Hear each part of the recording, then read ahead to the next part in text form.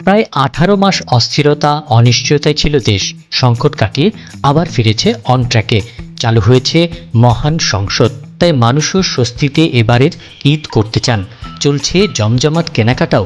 রাজধানীর বড় বড় শপিং ডেস্টিনেশনগুলো এখন ক্রেতা বিক্রেতাদের হাত ডাকে মুখর। তবে এবার ঈদ শপিংয়ে আমূল একটি পরিবর্তন লক্ষ্য করার মতো।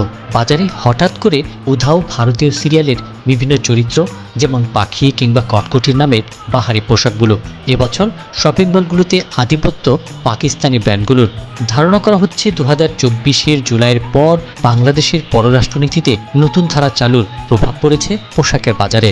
ইউনূস সরকারের প্রথম থেকেই ভারতকে পাশ কাটিয়ে পাকিস্তানের সাথে বাণিজ্য, নিরাপত্তা ও কূটনৈতিক সম্পর্ক বাড়ানোর প্রবণতা দেখা যায়। শুধু যে ব্যবসায়ীরা পাকিস্তানের পোশাক আমদানি করেছেন, বিপণী বিতানে বেশি সাজিয়েছেন, এমনটা নয়। মানুষের মাঝেও বেশ ঝোঁক দেখা গেছে পাকিস্তানের পোশাকের প্রতি।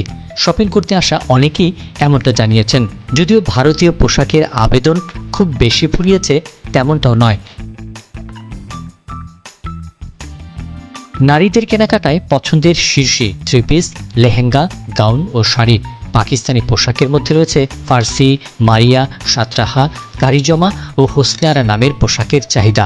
অন্যদিকে ভারতীয় পোশাকের মধ্যে কারচুপি, জারদোসি ও হাতের কাজ করা পোশাকের প্রতি ক্রেতাদের আগ্রহ আগের মতো রয়ে গেছে।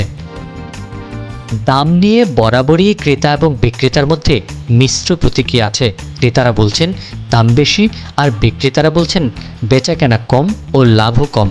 এই কনফ্লিক্ট অফ ইন্টারেস্টের মনস্তাত্ত্বিক দ্বন্দ্ব যেন চিরাচরিতই থেকে যাবে। জাতীয় রাজস্ব বোর্ডের তথ্য বলছে 2025 সালের 1 জুলাই থেকে চলতি বছরের ফেব্রুয়ারি পর্যন্ত 8 মাসে দেশে 16,87,449 পিস মেয়েদের পোশাক আমদানি হয়েছে। এসব আমদানি হয়েছে ভারত, পাকিস্তান, চীন, সংযুক্ত আরব আমিরাত, যুক্তরাজ্য, মালয়েশিয়া, থাইল্যান্ড সহ 11টি দেশ থেকে। তবে প্রায় 95% এসেছে পাকিস্তান ও ভারত থেকে।